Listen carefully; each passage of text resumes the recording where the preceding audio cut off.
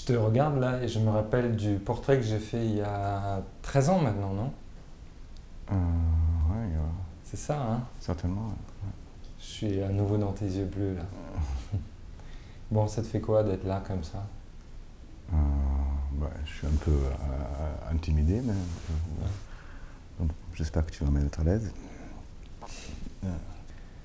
Donc, par exemple, il y a une question que j'aime bien poser, c'est le souvenir le plus lointain dans ta mémoire. Vraiment le plus en dessous de la pile des souvenirs.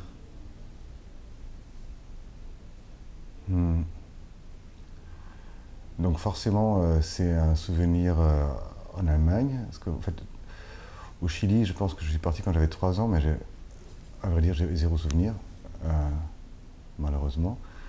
Et après, j'ai vécu à Bonn. Et je vois rien de précis. Je vois une petite maison où on habitait presque à la campagne. Et c'est tout en fait. Non, c'est rien de très précis. En tout cas, ça commence vers genre 1980, je crois, 79, 80, je pense. C'était à la campagne du coup? C'était pas loin de Bonn, dans un petit village, et mes parents ont vécu là-bas pendant 2 ans. Et je pense que là, je commence à avoir des souvenirs. Il y a des animaux là où tu habitais? Il y a un chien. Il y avait un chien qu'on a perdu au Chili. Ah, peut-être c'est un des souvenirs qu'on a perdu au Chili quand on a vécu là-bas. Dans une grande balade, mon père avait perdu dans les Andes un autre teckel à poil long, qui était un peu mythique. Et après, on a dû déménager, il est resté dans les Andes quelque part perdu. Et au bout de 6 mois de vie en Allemagne, il a été retrouvé dans un petit village, emmené à l'ambassade, et il est arrivé chez nous. On croyait évidemment qu'il était mort, mais ça c'était une belle surprise, et je me rappelle quand ce petit teckel est arrivé chez nous. Ça t'avait fait quoi? C'était très émouvant. Il a pissé partout, il était fou de joie. C'était sympa. Et le premier mensonge? Ouf. Je ne peux pas dire lequel, mais je sais que j'ai un mensonge qui me reste toujours en mémoire. Aujourd'hui, j'aimerais bien en fait un jour le corriger. C'était mon meilleur ami qui m'a prêté des cahiers Astérix. Il en avait plein, et pour moi c'était une richesse totale parce que j'avais pas le droit à ça. Et donc il m'a prêté genre 10, et je les avais sortis dans le jardin. Et je pense qu'il y en a un cahier qui a été détruit parce qu'on avait joué avec de l'eau et tout ça, et qui était complètement déchiré. Et à un moment, je devais rendre ces cahiers, et c'est devenu de plus en plus compliqué pour moi d'imaginer ça, de rendre un cahier cassé. Et du coup, je lui ai rendu 9. J'ai dit que c'était que 9. Et mon ami était terriblement stressé, il était déçu que je disais non, c'est des 10. Donc je me rappelle parfaitement du nom, de la situation, de tout. Et en fait, j'ai tenu cette histoire jusqu'à aujourd'hui. C'était un peu bizarre. Ouais. Donc ça, c'était un vrai mensonge. Ouais. Tu n'osais pas lui dire? Je n'osais pas lui dire, je n'osais pas dire à mes parents, je ne le dis à personne. C'est quelque chose que j'ai gardé pour moi, genre à l'âge de 6 ans. Parce que ça me paraît, c'est une telle fortune, le prix du cahier, que je n'osais pas lui dire. Ouais. C'est quoi? Tu peux me raconter de quelle manière les rêves de ton enfance, ce dont tu rêvais, ce à quoi tu rêvais, ce que tu rêvais de devenir ou d'avoir ou connaître, de quelle manière ça a évolué dans ta vie depuis l'enfance en fait? Le premier rêve par exemple? Mes rêves étaient assez... si tu parles d'enfance, j'ai eu des rêves assez variés, et à un moment, ça change tout le temps. Hein. À un moment, je rêvais de devenir coiffeur. C'était vraiment quelque chose que je voulais vraiment réaliser. Après, pourquoi, tu penses? Je sais pas. Franchement, j'ai pas trop compris. À un moment, je voulais devenir princesse. Princesse? Pourquoi princesse? Je sais pas, mais c'était arrivé. J'avais 7 ans, mes parents étaient extrêmement gênés. Ah oui, parce que ça se manifestait comment? Parce qu'à une fête, j'ai insisté, je voulais être habillée en princesse. Donc tu t'es... Je l'ai fait, et je pense que mon père l'a mal pris. Après, je me rappelle que j'avais pleurer dans un coin parce que apparemment c'était pas bien vu. Donc, et après... Après, quand tu grandissais, par exemple, est-ce que quand tu étais déjà un peu plus ado, quels étaient les métiers, par exemple, qui te faisaient envie ou des avenirs que tu t'imaginais? Moi, il y a certainement quelque chose lié à l'art que je me suis imaginé, une expression artistique. Après, je me suis imaginé aussi, toujours diplomate. Ça, c'était genre grand classique. Pourquoi? Parce que mon père est diplomate et parce que j'aimais bien en fait le fait qu'on a vécu dans plein de pays différents et de découvrir des cultures différentes. Et ça, c'est quelque chose qui parfois je regrette de cette histoire de vraiment de pouvoir vivre 3 ans à fond dans un lieu et de bien s'imprégner de ce lieu. Et finalement, je fais le contraire. Après mes études, je me suis en fait installé à Paris. J'ai plus bougé depuis genre 25 ans, je pense. Ça fait 25 ans que tu es à Paris? Ouais. Et parfois, je dis que ça, c'est quand même quelque chose que j'aurais aimé faire. Et je veux encore faire. Ça fait un peu de temps que tu es dans le milieu de l'art contemporain? Ouais. Mais juste du côté commercial et pas du côté créatif. Oui, mais quand même, maintenant, tu es un peu des deux, non? Parce que tu avais des projets aussi d'art, d'installation, d'exposition. Mais je pense que c'est difficilement réalisable de faire les deux, d'être d'un côté galériste et commercial et artiste. Je pense que les deux, c'est difficile. Après, on peut passer l'un à l'autre, ça, oui. Ouais. Quand je t'ai rencontré, il y a une bonne dizaine d'années déjà, maintenant, même une quinzaine, je dirais. Tu es arrivé chez Ropac en 2007. En 2007, oui, c'est ça. Donc on s'est rencontrés là parce que j'étais régisseur. Ouais. Toi, tu étais dans les bureaux. Et c'était quoi? Ça te faisait quoi de te retrouver dans ce milieu frivole, un peu fantaisiste? En fait, c'est mon premier vrai boulot, je dirais. Ouais. T'avais quel âge?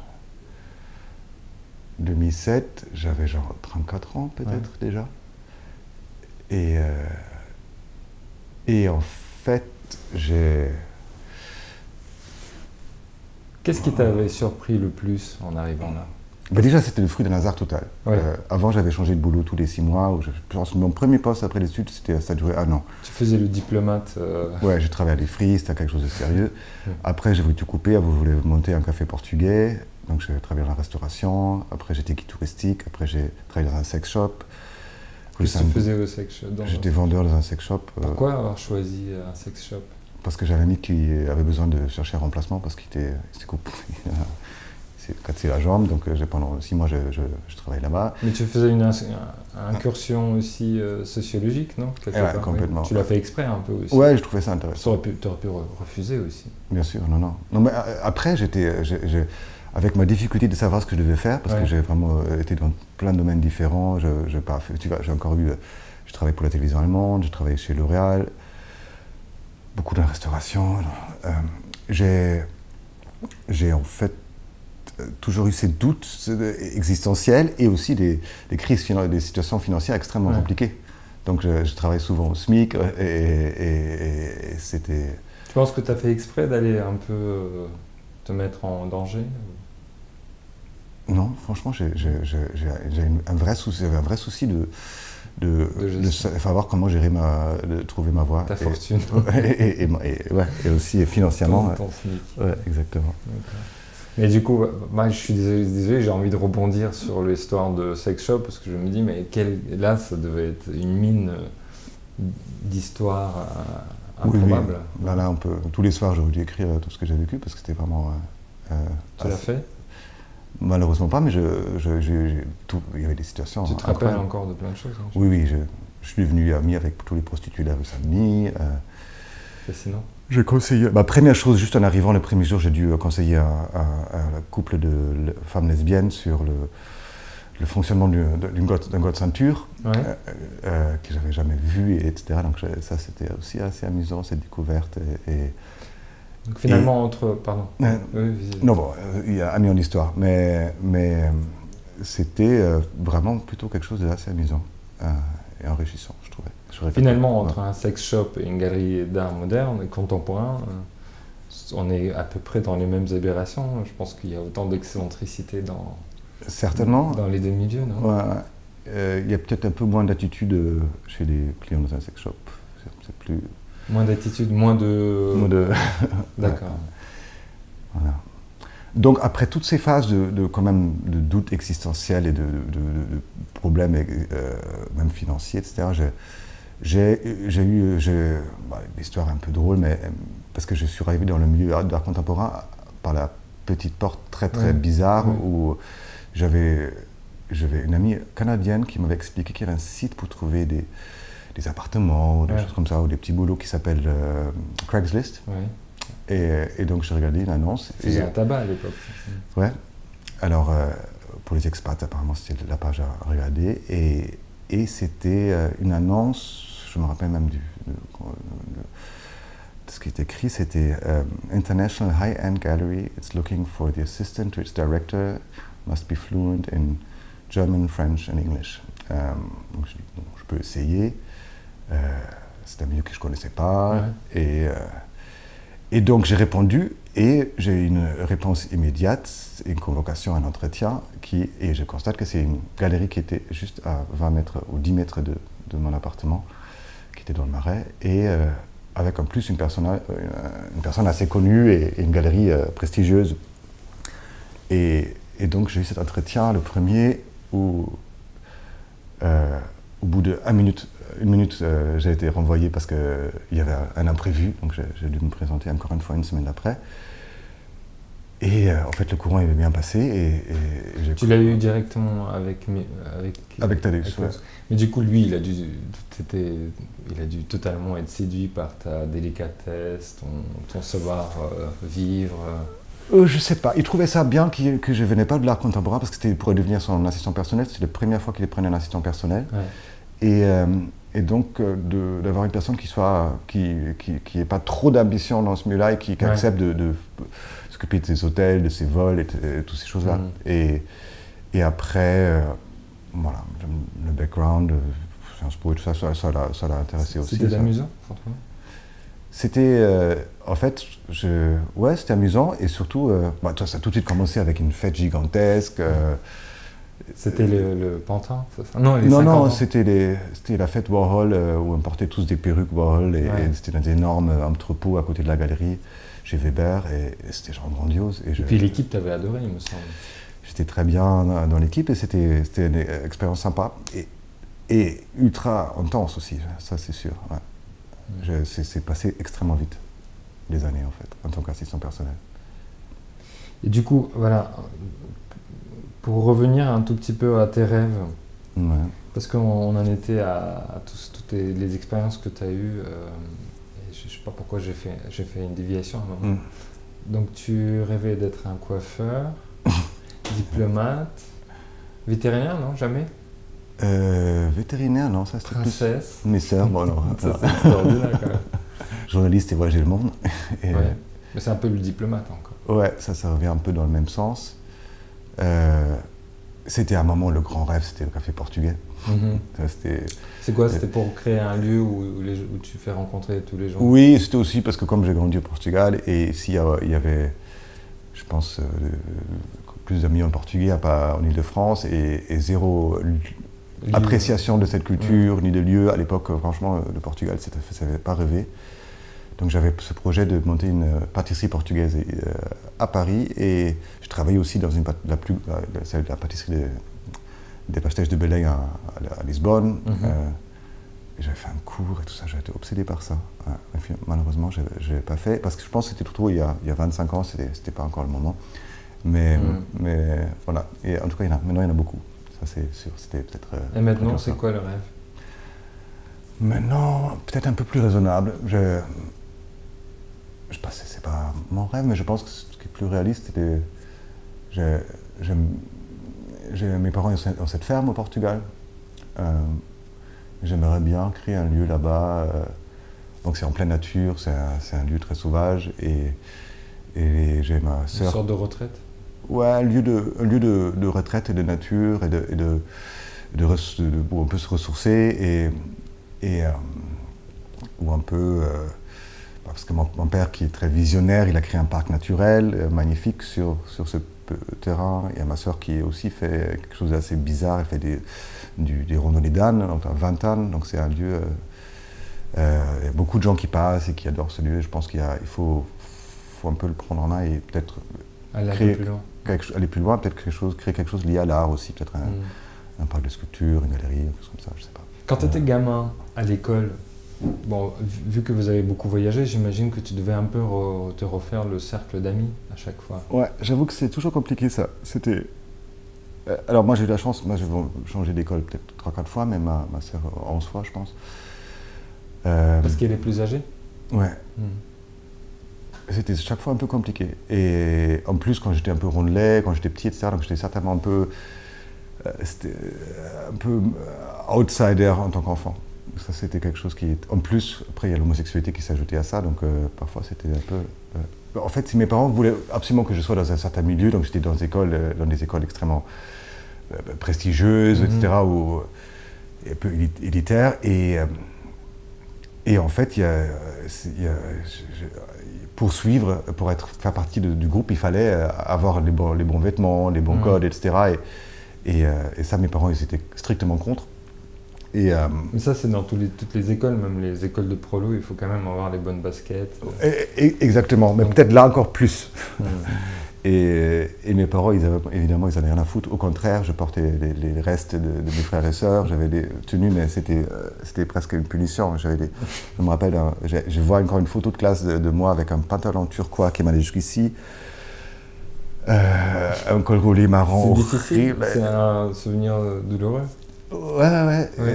Je trouve que... Et je devais porter... Alors, tous les autres avaient des scouts, et moi j'avais un petit sac à dos en cuir artisanal portugais qui était vraiment pas confortable, pas pratique, etc. Et mes parents m'obligeaient à avoir ça, par exemple, et ça c'était ridicule. Et parfois, c'était un peu innécessaire, cette extrémité de mes parents. Tu leur en veux un peu encore à tes parents pour ça? Ouais, parfois, je trouve qu'ils auraient exagéré, quoi. Ils auraient pu être un peu plus cool. Est-ce que tu dirais que tu as de l'amour dans ta vie? Ah ouais, j'ai de l'amour dans la vie. Ouais. Est-ce que tu en ressens? J'en ressens. Moi, ce qui est problématique, je ressens tous les jours, rapidement. Ça serait problématique. Parce que moi, je tombe amoureux 10 fois par jour. Ouais. Mais c'est assez rapide et passager. Oui, bah, c'est bien. Comme ça, tu es dans les vibrations agréables. Ouais. Bon, alors. Bon, tu sais, le principe, mon idée, c'est de faire ça tous les ans. Ah d'accord, ok. Ouais. Une question qui coule de source, à la fin d'un entretien comme ça, c'est qu'est-ce que tu te souhaiterais pour les 12 prochains mois? Pour les 12 prochains mois, moi je veux connaître l'amour, évidemment. Encore. Pas celui qui dure 10 minutes, mais un peu plus construit, c'est-à-dire trouver une personne avec laquelle j'ai envie de construire quelque chose et de faire un projet et de s'aider mutuellement, de stimuler mutuellement, quelque chose comme ça. J'aimerais bien, en tout cas je me sens plus prêt pour ça, et j'aimerais m'approcher de mon projet au Portugal, je pense, un peu travailler dans ce sens-là. Je pense que j'aimerais bien être indépendant aussi. Si tu pouvais retourner à n'importe quel moment difficile de ton passé, dans ton adolescence ou ton enfance, qu'est-ce que tu te dirais et à quel moment tu voudrais aller? À quel moment tu penses que tu avais le plus besoin d'encouragement? Et qu'est-ce que tu aurais voulu avoir entendu à ce moment-là? C'est une situation de crise où j'avais besoin de... Par exemple.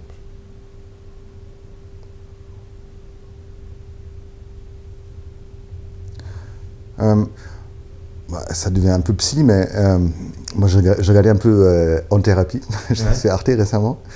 Et il y avait une situation où quelqu'un parlait de la relation avec la mère, etc. Et je pense que j'étais extrêmement proche, enfant, comme beaucoup de gays, mais moi j'étais très proche de ma mère. J'avais un maman poule et j'avais toujours mon père qui était loin et qui voulait faire des choses avec moi, mais en fait, je suis vachement resté trop proche d'elle, je pense. Et je pense que ça... Trop, vraiment? Un petit peu, ouais. Je pense que j'aurais... Et mon père, quelque part, ça l'arrangeait, comme ça il pouvait faire sa vie, mais je pense que le lien avec lui, j'aurais bien eu... j'aurais aimé le créer plus tôt. Ouais. Aujourd'hui... avec ton père? Ouais, exactement. Aujourd'hui, il est bon, mais à l'époque, c'était pour moi quelqu'un qui me faisait peur, que j'évitais. Je comprends. Bah, merci, Xavier. Ça va, c'était pas trop dur? Non, non, c'est pas trop dur. Je sais pas si tout ce que je dis, c'est trop intime ou pas, mais... Bah, je pense que c'est parfait. Tu fais un dernier clap?